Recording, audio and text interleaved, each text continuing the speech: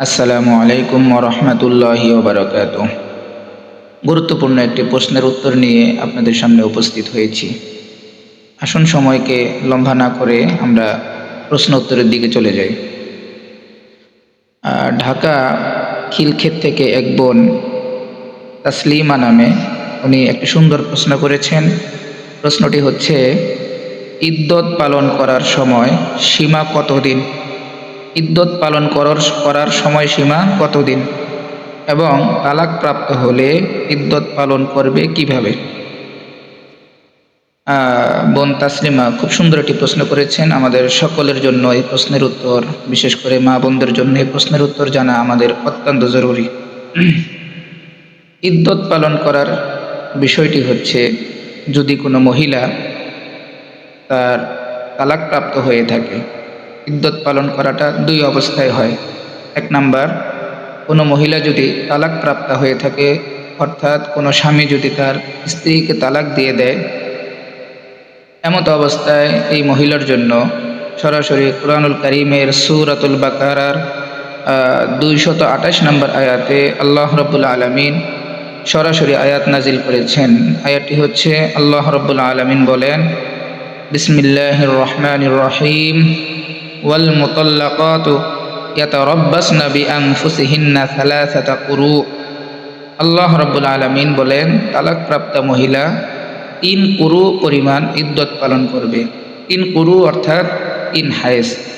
আমাদের মা বোনদের যে ঋতুস্রাব হয়, প্রতি মাসিক হায়েজ হয়, এরকম 3 হায়েজ অতিবাহিত করার পর, তথা 3 কুরু, 3 হায়েজ, 3 ঋতুস্রাব অতিবাহিত হওয়ার পর যে কোনো মহিলা তালাকপ্রাপ্ত হলে সে 3 হায়েজ অতিক্রম করার পর সে যে কোনো হালাল পন্থায় আবার পুনরায় আবদ্ধ হতে পারবে, তথা বিবাহে আবদ্ধ হতে পারবে। সে যেভাবে খুশি সেইভাবে আগের মতো পুনরায় বিবাহের মধ্যে আবদ্ধ হতে পারবে।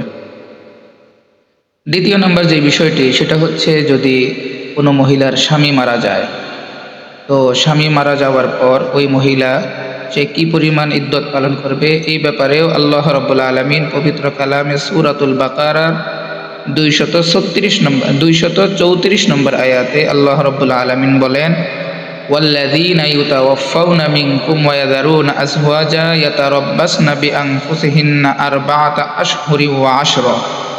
আল্লাহ রাব্বুল আলামিন বলেন, যদি কোনো মহিলার স্বামী মারা যায়, তো ওই মহিলা সে ইদ্যত পালন করবে 4 মাস 10 দিন। আরবাআতা আশহুরি ওয়া আশরা, 4 মাস 10 দিন। এই 4 মাস 10 দিন সে ইদ্যত পালন করবে। এই ইদ্যত পালন করাকালীন সময়ে তার জন্য 3টি বিষয় থাকবে। এই 3 বিষয় ওই মহিলাকে অবশ্যই মেনে চলতে হবে। 3 বিষয়ের 1 নম্বর বিষয় হচ্ছে, ওই মহিলা এই 4 মাস 10 দিনের এই সময়সীমায় তার নিজ বাসস্থানে তথা নিজ গৃহে তাকে থাকতে হবে। ইমার্জেন্সি কোনো কারণ ছাড়া সে তার নিজ গৃহ থেকে বাহিরে অনার্থক বের হতে পারবে না, শপিংয়ে যেতে পারবে না, মার্কেটে যেতে পারবে না, কোনো অনুষ্ঠানে অংশগ্রহণ করতে পারবে না। অর্থাৎ ইমার্জেন্সি কোনো কারণ ছাড়া সে তার নিজ গৃহ থেকে কোথাও আনন্দের জন্য বাহিরে যেতে পারবে না, 1 নম্বর শর্ত। 2 নম্বর শর্ত হলো, এই 4 মাস 10 দিনের মধ্যে ওই মহিলা কোনো বিবাহের মধ্যে আবদ্ধ হতে পারবে না।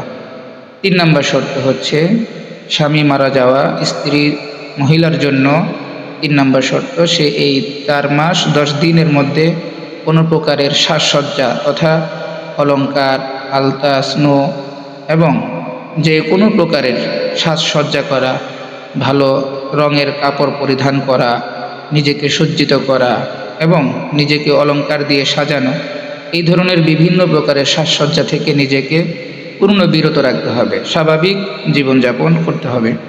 এই 3টি বিষয় অবশ্যই স্বামী মারা যাওয়া যে সমস্ত মহিলাগণ আছে তাদের জন্য স্বামী মারা যাওয়ার পরে 4 মাস 10 দিন এইভাবে তাকে এই 3 শর্তের উপরে পালন করে চলতে হবে।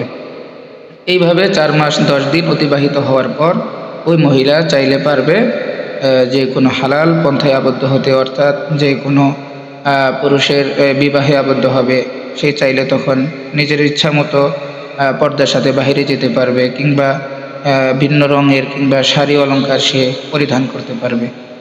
তো এই দুই বিষয় আমাদের অবশ্যই জানা থাকতে হবে। কাতার থেকে এক ভাই সুন্দর একটি প্রশ্ন করেছেন, সন্তান প্রসব হওয়ার পর কতদিন একজন নারী অপবিত্র থাকে? সুন্দর একটি প্রশ্ন করেছেন কাতার থেকে এক ভাই, মোহাম্মদ জুবাইর ভাই, যে সন্তান প্রসব হওয়ার পর একজন নারী কতদিন অপবিত্র থাকে। সন্তান পবিত্র হওয়ার পর স্বাভাবিকভাবে নারীরা 40 দিন অপবিত্র থাকে। শরীয়তের বিধান অনুপাতে সর্বোচ্চ সময় হচ্ছে 40 দিন।